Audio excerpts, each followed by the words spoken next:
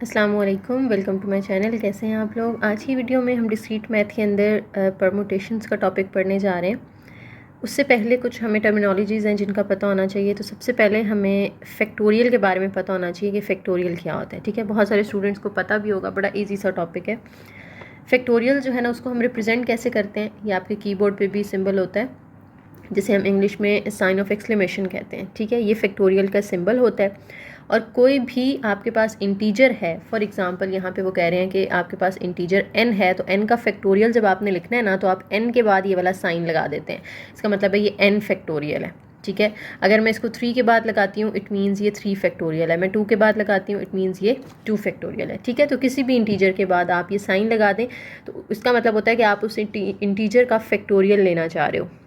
ठीक है, अब फैक्टोरियल होता क्या है, it is the product of all the integers from 1 to that number n।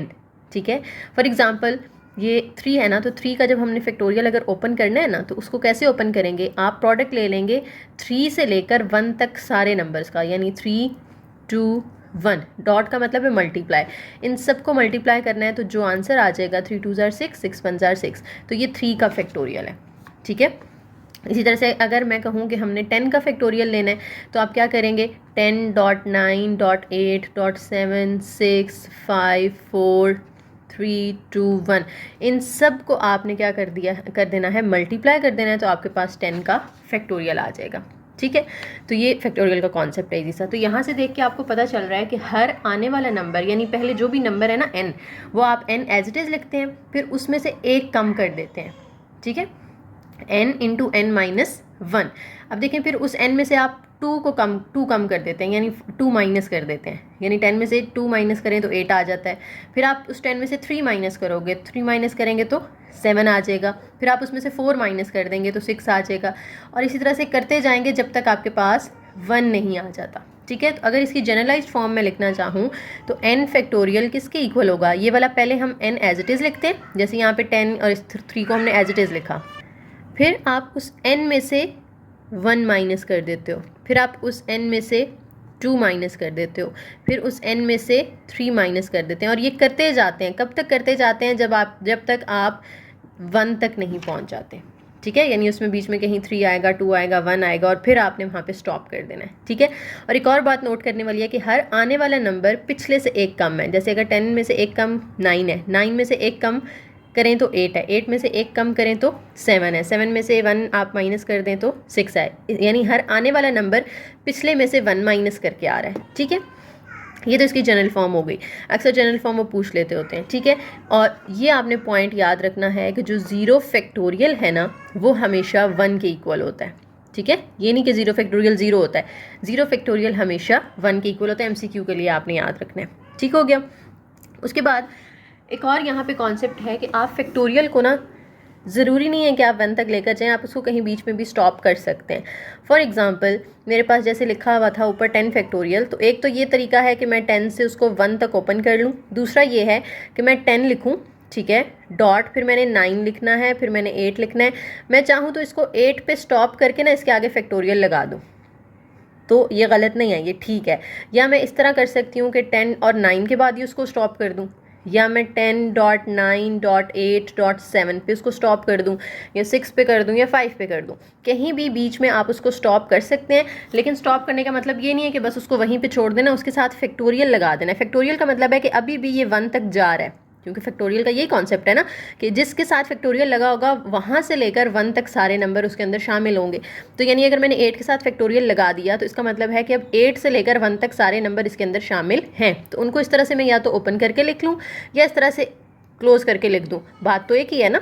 ठीक है, इसी तरह से 9 फैक्टोरियल मैंने लिखा, तो इसका मतलब ये नहीं है कि सिर्फ 10 और 9 मल्टीप्लाई हो रहे हैं, इसका मतलब यही है कि 1 तक सारे नंबर हैं, क्योंकि 9 के फैक्टोरियल का मतलब है 9 और 9 से पीछे वाले सारे नंबर्स 1 तक यहाँ पे मल्टीप्लाई हो रहे हैं।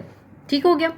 अब कुछ यहाँ पे MCQs और शॉर्ट क्वेश्चन के लिए उन्होंने जो है आपको 4 पार्ट्स दे दिए हैं। सबसे पहला पार्ट है कि इसको 7 फैक्टोरियल ओवर 5 फैक्टोरियल, इसको आपने सिंप्लीफाई करना है। ठीक है, इसको एक मिनट हम शीट पे कर लेते हैं।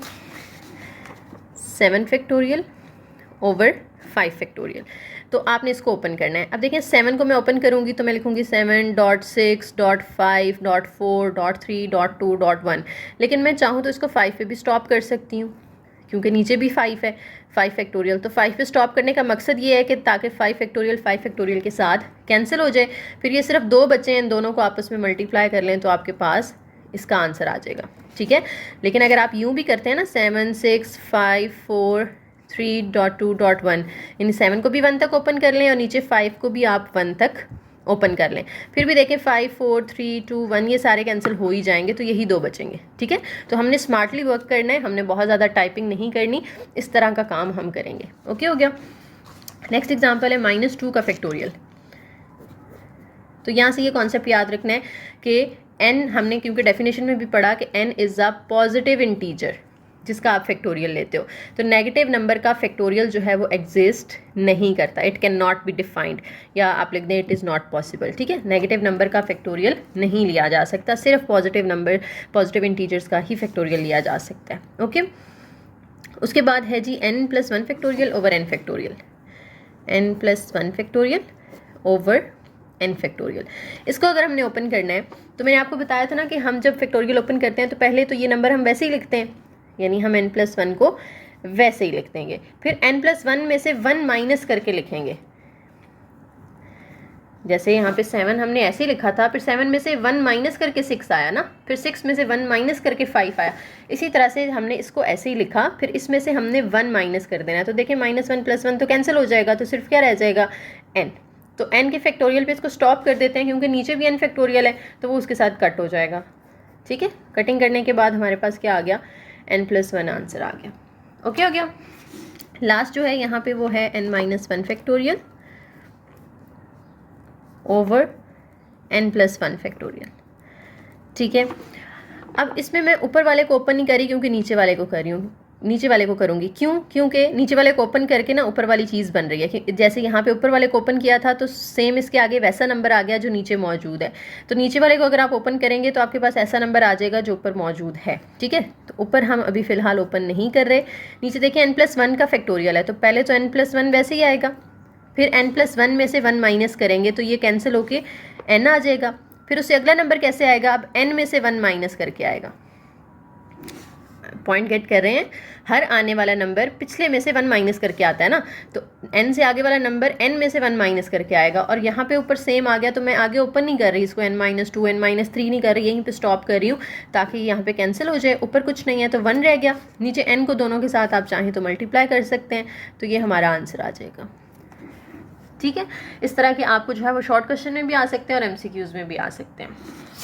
नेक्स्ट कुछ और एग्जांपल्स हैं, उसमें हमें ओपन फॉर्म दी हुई है और हमने ना फैक्टोरियल को क्लोज करके लिखना है, ठीक है। जैसे सबसे पहली एग्जांपल है 25.24 23 और 22, ठीक है। तो देखिए 25 24 32 है, तो इससे पीछे क्या होगा 21 होगा, और मैं अगर उसके साथ फैक्टोरियल लगा दूं तो इसका मतलब है 21 से लेकर 1 तक सारे नंबर इसके पास आ गए हैं।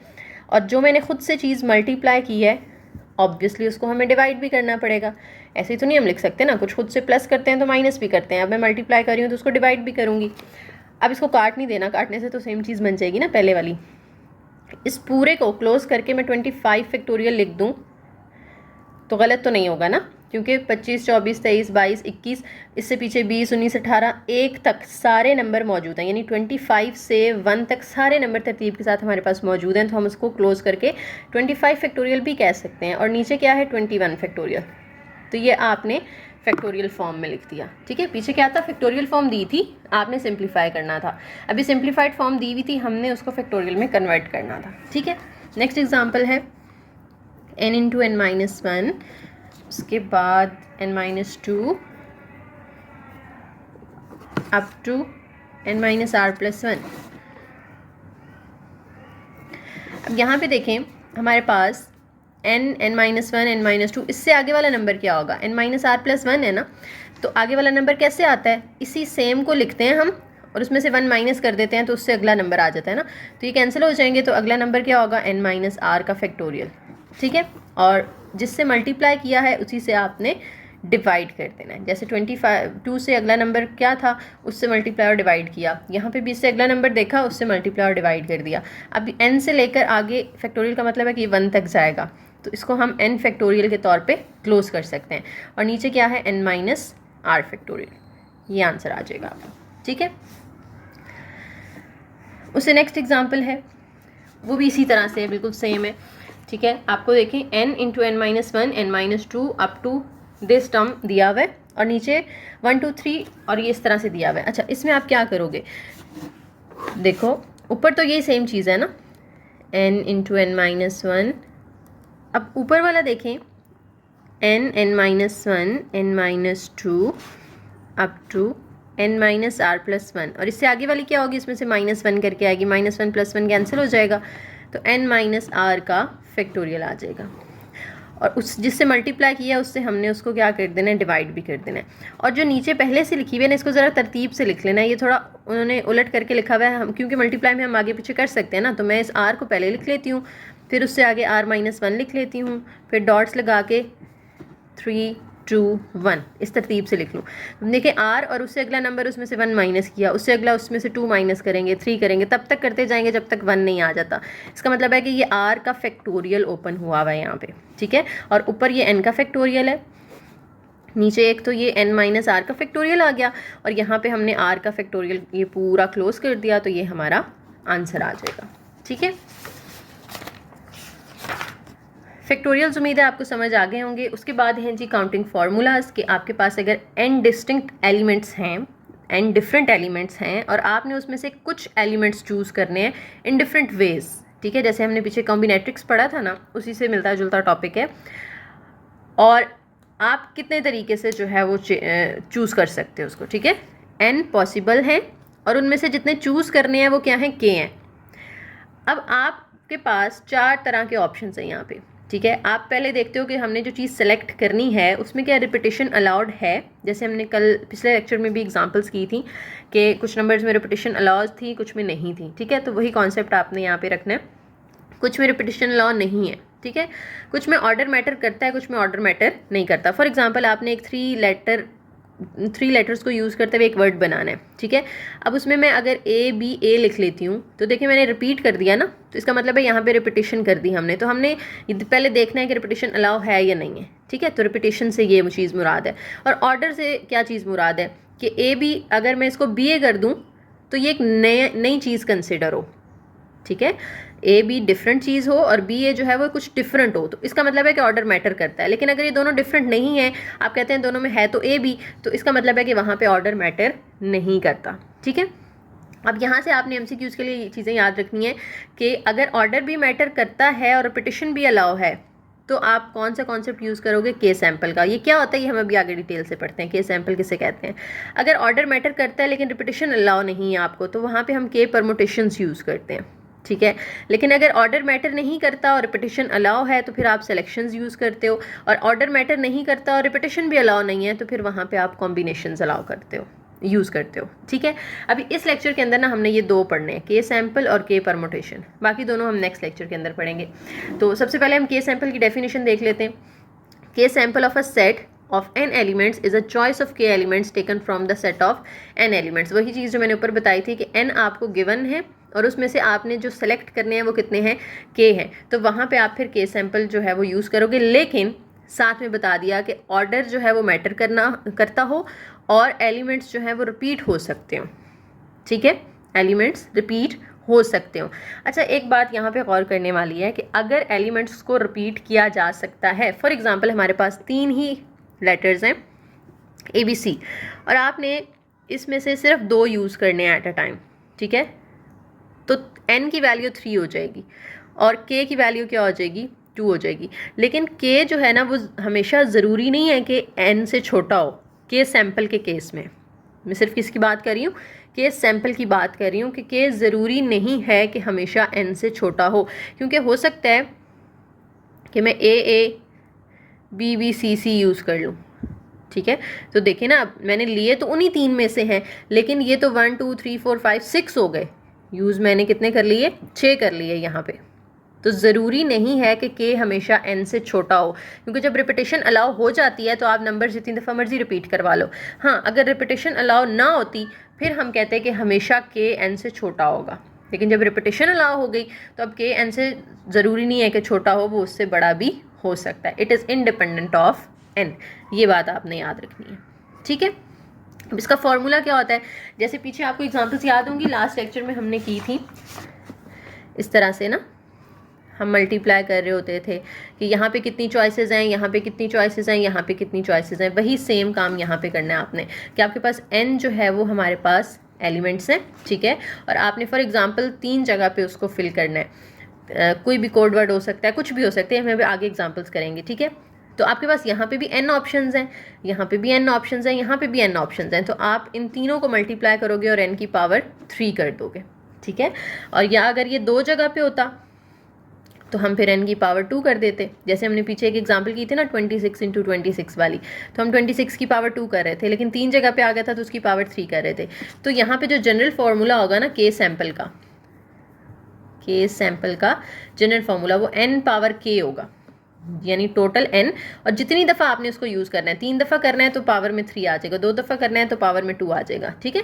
तो k क्या है, जितनी दफ़ा आपने उसको यूज़ करना है, ये जितनी चीज़ें आपने उसमें से सेलेक्ट करनी है, तो n पावर k इसका जनरल फार्मूला है, ये n पावर k, और k से मुराद है k टाइम्स, 3 टाइम्स है तो 3, 2 टाइम्स है तो k की वैल्यू 2 हो जाएगी, ठीक है। अब इसकी बड़ी मज़ेदार सी एग्जांपल्स हैं, हम 1 बाय 1 देखते हैं, बड़ी जल्दी जल्दी इंशाल्लाह हो जाएंगी और आपको समझ भी आ जाएगी। Exercise number 1, how many possible outcomes are there when a fair coin is tossed 3 times, यानी कॉइन को आप टॉस कर रहे हो, कितनी दफ़ा कर रहे हो, 3 दफ़ा कर रहे हो, ठीक है। पहले मैं आपको ना इसको पिछले लेक्चर के कॉन्टेक्स्ट में समझाने की कोशिश करती हूँ, फिर हम इसकी तरफ आते हैं, ताकि बाकी एग्जांपल्स फिर मैं आपको डायरेक्ट इससे समझा दूँ तो पिछले से आप उसको खुद ही रिलेट करते जाइएगा, ठीक है। कहते हैं कि कॉइन को टॉस कितनी दफ़ा करना है, 3 दफ़ा करना है, ठीक है, 3 दफ़ा। तो प्रोडक्ट रूल हम लगाएंगे क्योंकि 3 दफ़ा करना है ना, 1 दफ़ा नहीं करना है, इनमें से कोई इधर और सिचुएशन नहीं है, प्रोडक्ट रूल लगेगा। अब यहाँ पर हमारे पास कितनी चॉइसेस हैं, कॉइन में आपको पता है कितनी आउटकम्स आ सकती हैं, या हेड आ सकता है या टेल आ सकता है, ठीक है। अब आपने 3 दफ़ा उसको किया तो यहाँ पे हमारे पास कितनी चॉइसेस हैं, 2 चॉइसेस हैं। यहाँ पे भी कितनी चॉइसेस हैं, 2, हेड या टेल आ सकता है। यहाँ पे भी तीसरी दफ़ा जब हम उसको टॉस करेंगे अभी भी हमारे पास 2 ऑप्शंस हैं, या तो हमारा कॉइन जो है वो टेल शो करेगा या वो हेड शो करेगा। तो 2 कितनी दफ़ा आ गया, 3 दफ़ा आ गया ना, तो 2 पावर 3 हम कर देंगे तो हमारे पास 8 आंसर आ जाएगा। इसी को आप इस फॉर्मूले से भी कर सकते थे।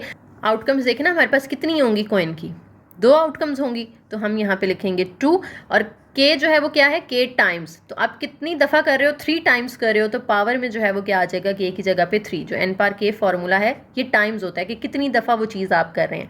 तो 3 दफ़ा कर रहे हैं तो पावर में 3 आ जाएगा, और आउटकम्स टोटल पॉसिबल कितनी है, 2 हैं। तो इस तरह से डायरेक्ट भी आप आंसर दे सकते थे, ठीक है।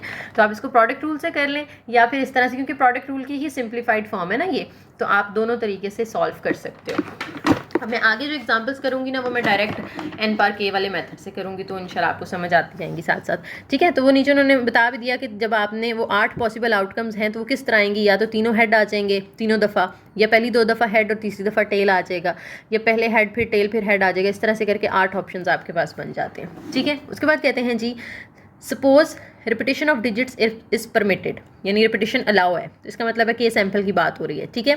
पेपर में भी जब आएगा ना तो साथ में बताया जाएगा आपको। How many 3-digit numbers can be formed from the 6 digits 2, 3, 4, 5, 7, 9?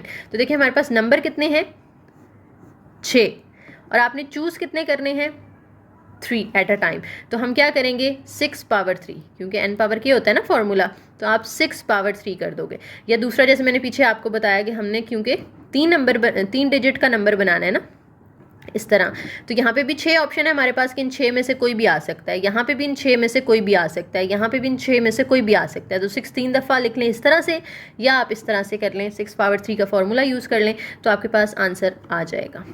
Okay, हो गया। बी पार्ट में कहते हैं how many of these numbers are less than 400, यानी जो 3 डिजिट नंबर आप बना रहे हैं ये 400 से छोटा होना चाहिए, यानी अगर वो 2 से स्टार्ट हो रहा है या वो 3 से स्टार्ट हो रहा है, तो फिर उसके अंदर हम कह सकते हैं कि जो नंबर बनेगा वो 400 से छोटा होगा। यानी अगर वो 5 से स्टार्ट हो रहा होगा फिर तो वो 500 समथिंग होगा ना, तो 400 से तो बड़ा हो जाएगा। अगर मैं यहाँ पहले यहाँ पे 7 से स्टार्ट करती हूँ तो वो भी 400 से बड़ा नंबर 700 समथिंग होगा, 9 से भी नहीं करना, हम या तो उसको 2 से शुरू करेंगे या 3 से शुरू करेंगे, फिर ही वो 400 से छोटा नंबर होगा, ठीक है। इधर it can be started from 2 और 3। तो जो हमारे पास 3 पोजीशंस हैं, इनमें से फर्स्ट पोजीशन पे हमारे पास सिर्फ 2 चॉइसेस हैं। वैसे तो हमारे पास टोटल 6 नंबर हैं, लेकिन फर्स्ट पोजीशन पे हम 2 और 3 इन दोनों में से कोई एक रख सकते हैं। 6 चॉइसेस नहीं है, अब 2 चॉइसेस हैं, लेकिन सेकंड और थर्ड पे हमारे पास 6 चॉइसेस मौजूद हैं। तो इन तीनों को आपने आपस में मल्टीप्लाई कर देना है, तो हमारे पास आंसर आ जाएगा 72। ठीक हो गया।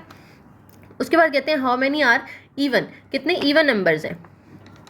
तो देखिए हमारे पास जो नंबर उन्होंने हमें दिए हैं वो कौन कौन से दिए हैं, 2 3 4 5 7 9।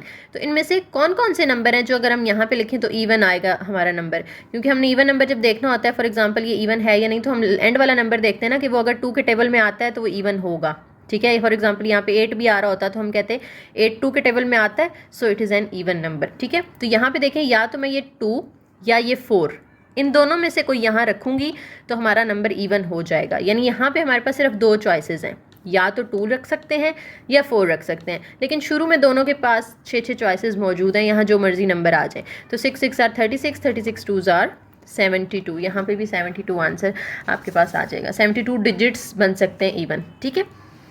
How many are odd, odd numbers कितने बन सकते हैं, 3 जगह फिल करनी है ना हमने। अब इनमें से देखें ऑड कौन कौन सा है, 3 अगर एंड पे आएगा तो वो भी वो ऑड होगा, 5 अगर एंड पे आएगा तो भी ऑड होगा, 7 होगा और 9 आएगा तो भी ऑड होगा। तो यहाँ पे ऑड के लिए हमारे पास 1 2 3 4 चॉइसेस मौजूद हैं, लेकिन यहाँ तो 6 है ना। तो इन सबको आपस में आपने मल्टीप्लाई कर देना है, तो हमारा आंसर आ जाएगा जनाब 144, ठीक है। नेक्स्ट कहते हैं how many are multiples of 5, 5 के मल्टीपल्स कौन कौन से हैं इनमें से। तो 5 के मल्टीपल्स, हम 5 के टेबल में वही नंबर आते हैं जिनके एंड पे या 5 आ रहा होता है या 0 आ रहा होता है, ये हमने पिछले लेक्चर में भी पढ़ा था। तो इसमें 0 तो है नहीं, इसमें सिर्फ क्या है 5 है इन नंबर्स में, ठीक है। ये नंबर्स आपको याद है ना, क्वेश्चन में दिए हैं, हम उन्हीं को यूज़ कर रहे हैं हर पार्ट के अंदर। तो ये 5 ही एंड पे आ सकता है, इसके अलावा कुछ और नहीं आ सकता। तो एंड पे एक ही चॉइस है हमारे पास, लेकिन शुरू में 6 चॉइसेस मौजूद हैं, 6 नंबर्स में से कुछ भी आ सकता है। तो हमारे पास आंसर आ जाएगा 36। 36 डिजिट्स ऐसे बनाए जा सकते हैं इनको यूज़ करते हुए जो 5 के टेबल में आते होंगे। नेक्स्ट एग्जाम्पल में कहते हैं box contains 10 different coloured light bulbs, find the number of ordered samples of size 3 with replacement. यानी आपने 10 लाइट बल्ब्स हैं और आपने उसमें से कितने सेलेक्ट करने हैं, 3। और देखें ऑर्डर मैटर करता है, ऑर्डर का मतलब है कि यहाँ पे ऑर्डर जो है वो मैटर करेगा, और विद रिप्लेसमेंट का मतलब है कि आप रिपीटेशन भी कर सकते हो।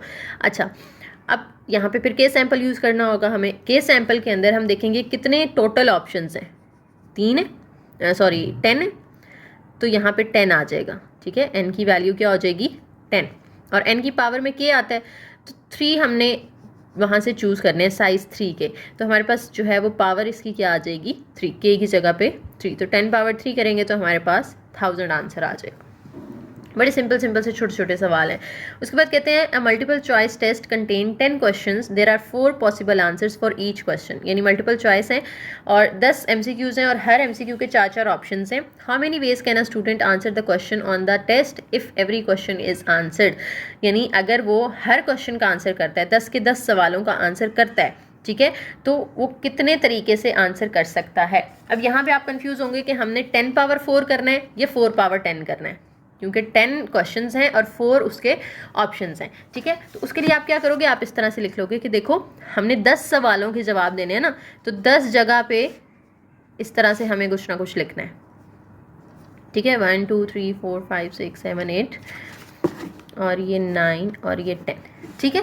तो 10 जगह पे यानी 10 टाइम्स, तो k जो है वो टाइम्स होता है ना, तो k की वैल्यू 10 होगी, इसका मतलब है n की वैल्यू 4 होगी, तो ये 4 पावर 10 आएगा।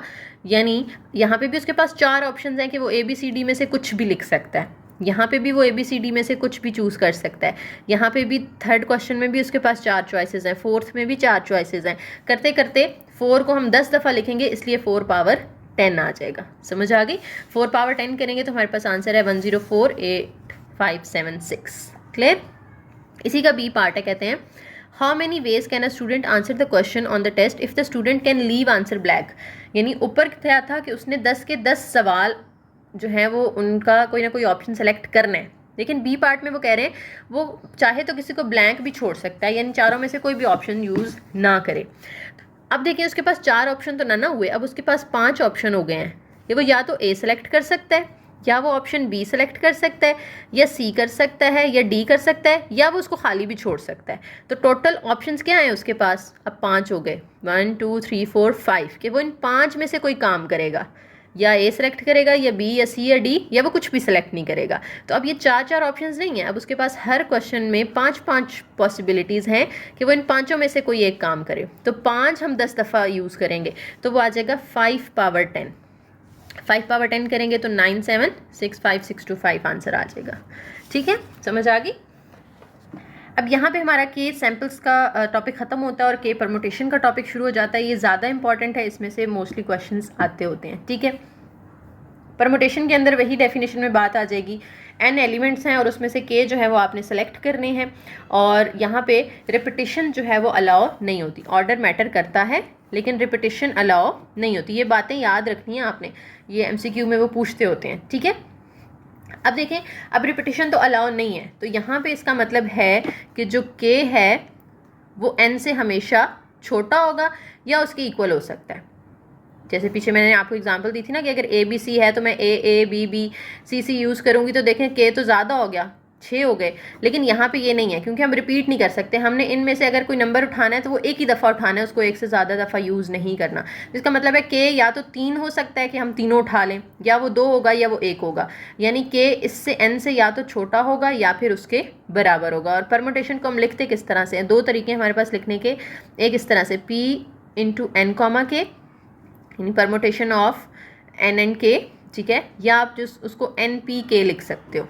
ठीक है, मैथ टाइप में इजीली आपको इसका वो मिल जाएगा फॉर्मेट, एन पी के लिख सकते हो। ठीक है, एन टोटल नंबर ऑफ जो भी आपके पास ऑप्शंस हैं और के वो हैं जो उसमें से आपने चूज़ करने हैं। ओके, उसके बाद इसका फॉर्मूला आपको उन्होंने ओपन करके बता दिया। उसकी डेरिवेशन है थोड़ी सी, हम उसमें नहीं जाएंगे क्योंकि कभी भी नहीं आई पेपर में, बस हम उसको ओपन करके उसका जो फॉर्मूला होता है ना वो देख लेते हैं। एन पी के का फॉर्मूला होता है n factorial over n minus k factorial, यानी इस टोटल जो n है उनका फैक्टोरियल, और टोटल में से सिलेक्टेड n को के में n में से k को माइनस करके उसका फैक्टोरियल ले लेना है आपने। ठीक है, अब एग्जांपल है, यहाँ पे कहते हैं how many 2 permutations are there of WXYZ, write them all. आपने पहले बताना है कि कितनी है और फिर वो लिख के भी दिखानी है। ठीक है, सिर्फ ये नहीं बताना कितनी है बल्कि उनको लिखना भी है।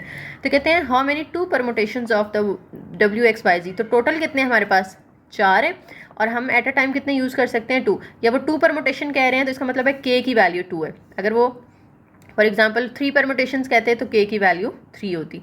समझ आ रही है बात की। तो 4p2, टोटल 4 है और हमने 2 परमुटेशंस लेनी है, तो यहाँ पे 4p2 आ जाएगा। इसको ओपन करेंगे तो फॉर्मूला हमने पढ़ा हुआ है n factorial over n minus k factorial. तो इसमें n की जगह पे 4 और नीचे 4 माइनस 2, यानी ऊपर वाला 4 एज इट इज़, फिर 4 में से 2 माइनस करके उसका फैक्टोरियल। अब 4 फैक्टोरियल, 4 को ना हम 2 तक ओपन कर लेते हैं क्योंकि नीचे 4 माइनस 2 2 फैक्टोरियल आना है, तो 2 फैक्टोरियल से कैंसिल, 4 3 जार क्या आ जाएगा 12 आ जाएगा। तो हमने फाइंड तो कर लिया हाउ मैनी 12 परमुटेशंस। अब उन सबको लिख के भी दिखाना है, यानी हमने एट अ टाइम कितने यूज़ करने हैं, 2 यूज़ करने हैं ना, तो हम 2 के पेयर बना के देखते हैं। हम WX कर लेते हैं, WY, WZ, इसी तरह से XW, फिर XY और XZ। पहले हमने W को सबके साथ लिखा, फिर X को बाकी तीनों के साथ लिखा, अब Y को बाकी तीनों के साथ लिख लेते हैं, YW, YX और YZ। ठीक है, फिर अब हम Z को सबके साथ लिख लेते हैं, ZW, CX, ZY। तो ये हमारे पास 12 बन गए ना, 1 2 3 4 5 6 7 8 9 10 11 12। तो देखिए टोटल 12 ही बने हैं हमारे पास। ठीक है, अब आप देख रहे होंगे यहाँ पे कि देखें जैसे ये YX है और ये XY है, इसमें भी X और Y है, इसमें भी X और Y है, लेकिन जब ऑर्डर चेंज किया तो वो एक नई चीज़ काउंट होगी, क्योंकि परमुटेशंस के अंदर हमने पढ़ा था ऑर्डर मैटर्स। ऑर्डर चेंज करने से जो नया बनेगा उसको हम एक डिफरेंट जो है वो कंसिडर करेंगे, वो सेम नहीं होंगे। इसी तरह से सारे पेयर्स की फॉर्म है, WX, XW, WY और YW। ठीक है, सारे पेयर्स की फॉर्म में। आगे कुछ सिंपल से एग्जांपल्स हैं, जल्दी से उनको हम सॉल्व कर लेते हैं। कहते हैं P ऑफ 8 3 फाइंड करें, P ऑफ 8 8 फाइंड करें, पी ऑफ 8 1 फाइंड करें एंड पी ऑफ 6 8 फाइंड करें। अच्छा देखें, पी ऑफ 8 3 में क्या होगा, इसको हम यूँ भी लिख सकते हैं ना 8p3 यानी np3 np के सॉरी, ठीक है। तो ये आ जाएगा 8 फैक्टोरियल ओवर 8 माइनस 3 फैक्टोरियल। और 8 को हम कहाँ तक ओपन करते हैं, क्योंकि नीचे देखें ना 8 माइनस 3 5 होगा, तो ऊपर भी हम उसको कहाँ तक कर लेते हैं 5 तक कर लेते हैं। अब 5 कैंसिल, बाकी तीनों को मल्टीप्लाई करेंगे तो आंसर आ जाएगा। अब सेकंड के अंदर 8p8 है, ठीक है, तो 8 फैक्टोरियल ओवर 8 माइनस 8 फैक्टोरियल। तो 8 माइनस 8 तो 0 फैक्टोरियल होता है, तो ऊपर 8 को फिर हमें 1 तक ओपन करना पड़ेगा, ठीक है। आपने सारा 1 तक लिख लेना है, तो आपके पास आंसर आ जाएगा उन सबको मल्टीप्लाई करके। दूसरा ये तरीका होता है कि आप उसको 8 फैक्टोरियल ही रहने दें और कैलकुलेटर से ना डायरेक्ट भी 8 फैक्टोरियल का आंसर निकल आता है। और 0 फैक्टोरियल तो 1 होता है, नीचे 1 लिखने की ज़रूरत नहीं है। डायरेक्ट कैलकुलेटर पर भी अगर आप 8 फैक्टोरियल लिखेंगे तो आपको आंसर मिल जाएगा। उसके बाद है 8p1, ये n होता है और ये k होता है ना, ये ऊपर आएगा और ये नीचे आएगा 8p1, तो ये आ जाएगा 8 फैक्टोरियल ओवर 8 माइनस 1 फैक्टोरियल। नीचे देखें 8 माइनस 1 7 बनेगा, तो ऊपर भी हम उसको सिर्फ 7 तक ओपन कर लेते हैं, कैंसिल हो जाएगा तो 8 आंसर आ जाएगा। यहाँ पे है 6p8, ये तो पॉसिबल ही नहीं है, n छोटा हो गया और k बड़ा हो गया। हमने पीछे भी पढ़ा है कि परमुटेशन के अंदर k is always less than equal to n, ठीक है। k जो है वो बड़ा नहीं हो सकता n से, तो it is not possible, it is not defined, और साथ में ये रीज़न दे देनी है आपने, ठीक है। अच्छा, अब आगे मज़ीद कुछ शॉर्ट क्वेश्चन के लिए हमारे पास एग्जांपल्स हैं। जी, कहते हैं n फाइंड करना है आपने और p of n, 2 is equal to 72। n, 2 का मतलब है कि np2, ठीक है। इसको ओपन कर लें, n factorial over n minus 2 factorial is equal to 72 वैसे ही चलता जा रहा है। अब n को हम ओपन कर सकते हैं ना, n into n minus 1 n minus 2, क्योंकि मैंने बताया था ये नंबर हम पहले वैसे ही लिखते हैं, फिर हर अगला नंबर उसमें से 1 माइनस करके आता है। तो n में से 1 माइनस किया, n में से 2 माइनस किया, और ये आगे चलता जाएगा। लेकिन नीचे भी n माइनस 2 है, तो हम इसको इधर ही स्टॉप कर देंगे ताकि ये n माइनस 2 जो है ना ये इसके साथ कैंसिल आउट हो जाए, और सामने 72 एज इट इज़। अब n को अंदर मल्टीप्लाई कर दो, 72 वहाँ प्लस हो रहा है, इधर आके माइनस होगा, वहाँ पे रह जाएगा 0। ये बन गई हमारे पास क्वाड्रेटिक इक्वेशन। इसके आपने बनाने हैं फैक्टर्स और मिड टर्म ब्रेकिंग करके, ठीक है। मिड टर्म ब्रेकिंग होप्स तो सबको आती होगी, वरना आप क्वाड्रेटिक फार्मूला भी यूज़ कर सकते हो। तो n की दो वैल्यूज़ आएंगी 9 और -8। अब n जो है ना हमने पढ़ा हुआ है, it is always a positive number, ठीक है। तो n की वैल्यू फिर हम 9 लेंगे और 8 को हम इग्नोर कर देंगे, तो हम कहेंगे so n is equal to 9। जी, नेक्स्ट एग्जाम्पल है, इसको हम लिख सकते हैं np4 और इसको हम लिख सकते हैं np2, 42 as it is.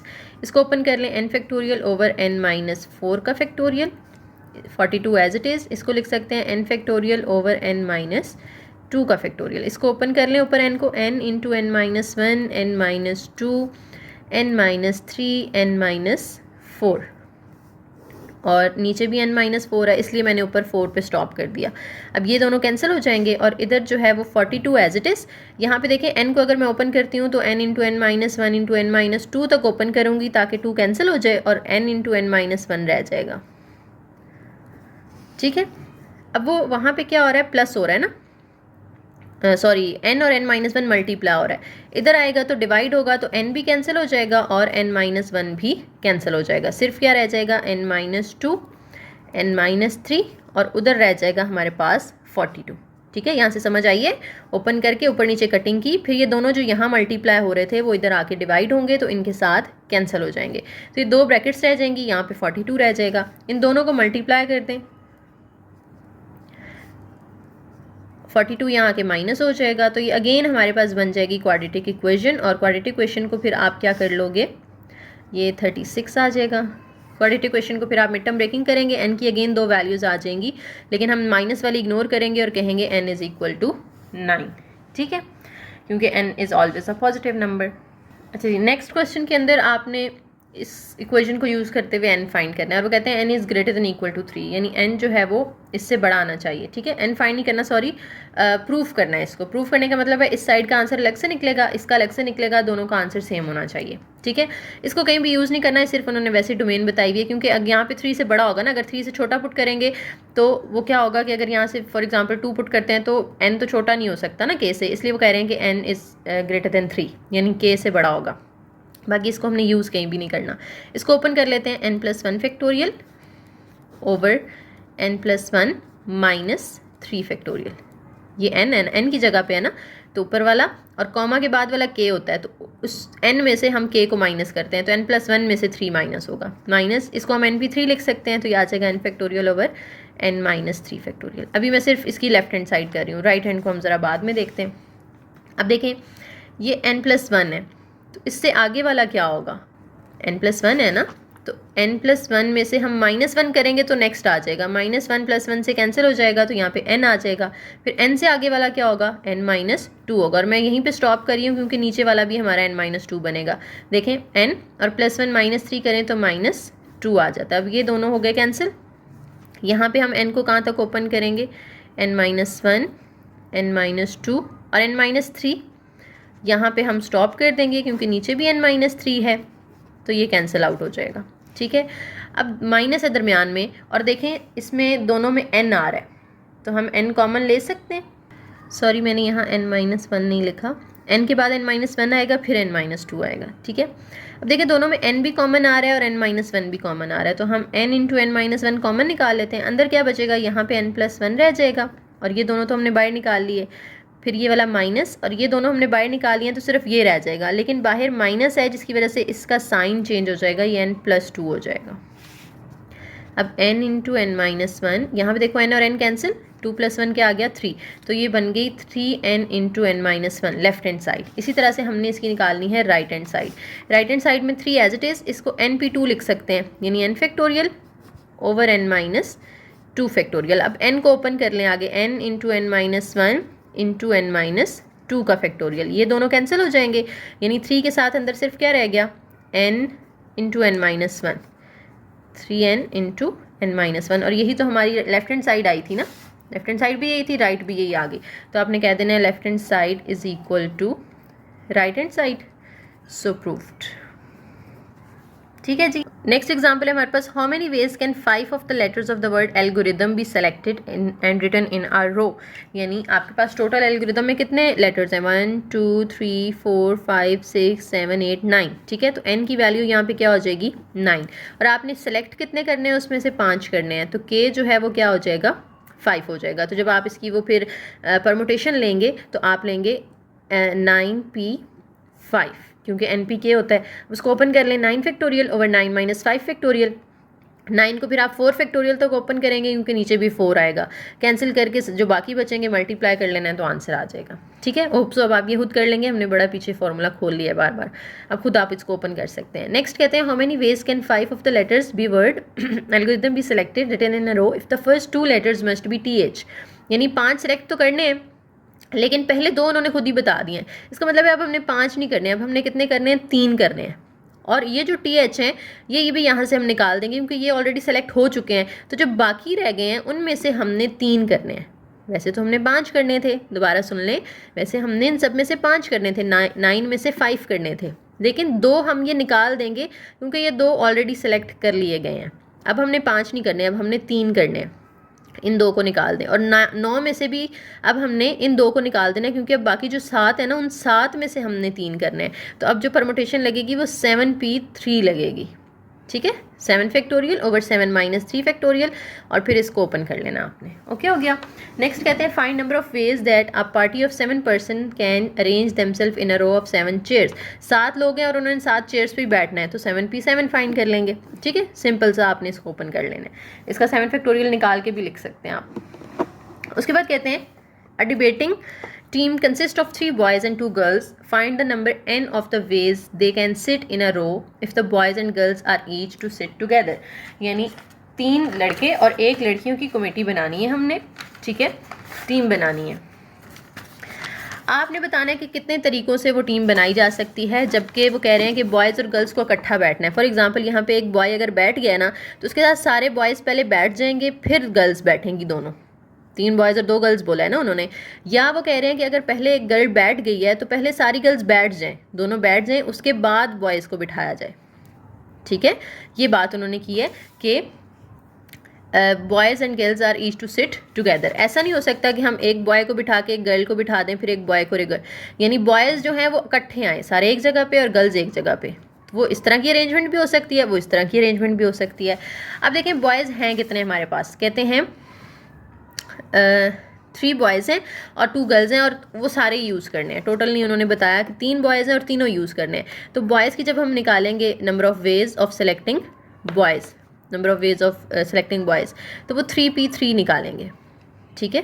3 factorial over 3 minus 3 factorial, 3 factorial ऊपर ओपन कर लें, नीचे 3 माइनस 3 0 फैक्टोरियल होगा, 3 2 जार 6 1 जार 6, 0 फैक्टोरियल तो 1 होता है ना, नीचे वो लिखने की ज़रूरत नहीं है। इसी तरह से number of ways of selecting girls, girls कितनी है, 2 है और आपने दोनों को ही यूज़ करना है, दोनों को ही बिठाना है, ठीक है। तो 2p2 हो जाएगा 2 factorial over 2 minus 2 factorial, 2 factorial open कर लें 2.1, नीचे 0 फैक्टोरियल आ जाएगा, तो आंसर 2 आ गया, ठीक है।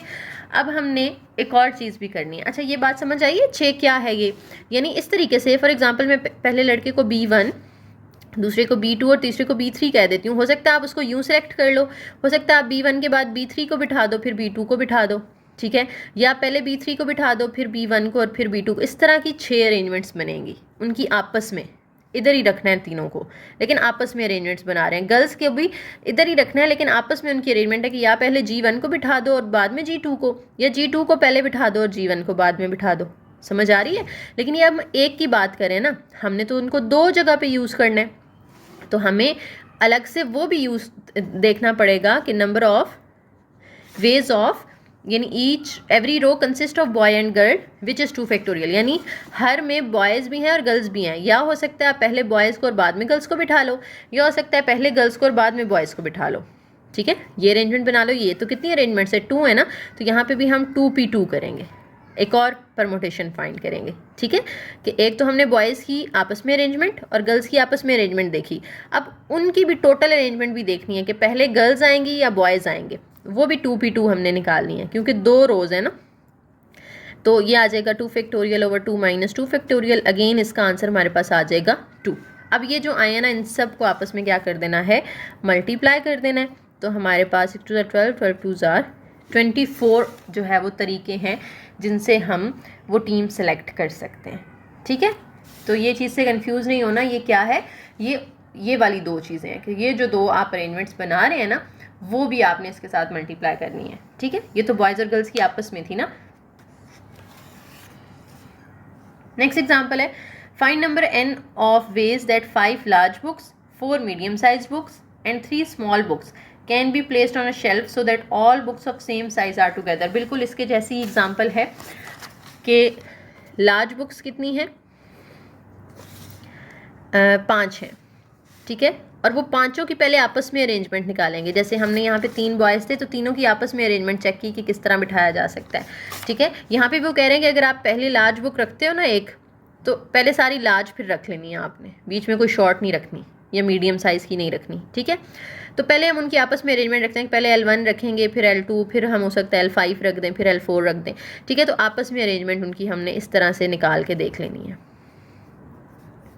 ठीक है। 5 फैक्टोरियल का आपने आंसर निकाल लेना है यहाँ पे। फिर जो मीडियम साइज़ हैं वो उन्होंने हमें कहा है कि 4 है, तो हम चारों ही यूज़ कर रहे हैं, तो 4p4 उनकी आपस में हम अरेंजमेंट निकाल लेते हैं, ठीक है। तो यहाँ से 4 फैक्टोरियल आएगा, उसका आप आंसर निकाल सकते हैं। फिर जो स्मॉल साइज़ की हैं वो कितनी हैं, वो हैं 3, तो 3p3 आ जाएगा और इसको भी आपने सॉल्व कर लेना है, 3 माइनस 3 फैक्टोरियल, तो वो 3 फैक्टोरियल आ जाएगा, उसको भी आपने ओपन कर लेना है, ठीक है। ये तो हो गई बुक्स की आपस में अरेंजमेंट, लेकिन हमने तो ये भी देखना है ना कि अब हो सकता है पहले हम लार्ज सारी रखें, फिर मीडियम रखें और फिर स्मॉल रखें। हो सकता है हम पहले लार्ज रख के फिर सारी स्मॉल रख दें, फिर सारी मीडियम रख दें। हो सकता है हम पहले सारी मीडियम रख के फिर लार्ज रख लें, फिर स्मॉल रख लें। तो डिफरेंट अरेंजमेंट्स इनकी आपस में भी तो बन रही हैं ना ओवरऑल। तो उसके लिए हमें एक और परमुटेशन निकालनी पड़ेगी, ठीक है, क्योंकि हमारे पास 3 यहाँ पे कैटेगरीज हैं। तो हमने फिर 3p3 एक और निकालनी है, पहले सबकी अलग अलग निकाली, अब ओवरऑल भी निकालनी है हमने। तो 3p3 में 3 फैक्टोरियल ओवर 3 माइनस 3 फैक्टोरियल, तो अगेन यहाँ पे 3 फैक्टोरियल ओवर 0 आएगा, तो 0 को हम 1 कर देते हैं। अब इनके जो आंसर्स आएंगे ना वो चारों आपस में मल्टीप्लाई होंगे, तो टोटल नंबर ऑफ वेज आ जाएंगे, ठीक है। 5 फैक्टोरियल का आंसर मल्टीप्लाई बाय 4 फैक्टोरियल का आंसर मल्टीप्लाई बाय 3 का और मल्टीप्लाई बाय 3 का। अच्छा, एक और बात मैं समझा दूँ, पॉइंट मुझे याद आ गया कि अगर इस तरह से फैक्टोरियल्स लिखे हैं ना, तो कभी भी ये नहीं करना कि 5 4 जार 20, 23 जार 60, 63 जार 180 करके तो 180 का फैक्टोरियल निकाल लो, ठीक है, वो ठीक नहीं है। 5 फैक्टोरियल अलग से निकलेगा, 4 अलग से निकलेगा, 3 अलग से, 3 अलग से, फिर जो उनके आंसर्स होंगे उनको आपस में आपने मल्टीप्लाई करना है। ओके हो गया। तो यहाँ पे मैं फाइनल आंसर आपको बता देती हूँ। हमारे पास जो आ रहा है वो आ रहा है 103680। इतने डिफरेंट तरीक़ों से आप इनकी अरेंजमेंट जो है वो कर सकते हैं शेल्फ़ के ऊपर। समझ आ गई बात? ठीक है, तो यहाँ पे आपकी एग्जांपल्स ख़त्म होती हैं। तो इंशाल्लाह हम मिलते हैं नेक्स्ट लेक्चर में। अगर यहाँ पे कोई क्वेश्चन है तो आप लोग पूछ सकते हैं, और वीडियो पसंद आई है तो लाइक कर दें, कमेंट लाजमी किया करें, शेयर कर दें वीडियो को, और जिन्होंने अभी तक चैनल सब्सक्राइब नहीं किया कर दो भाई, कर दो, बिल्कुल फ्री है, ट्रस्ट में।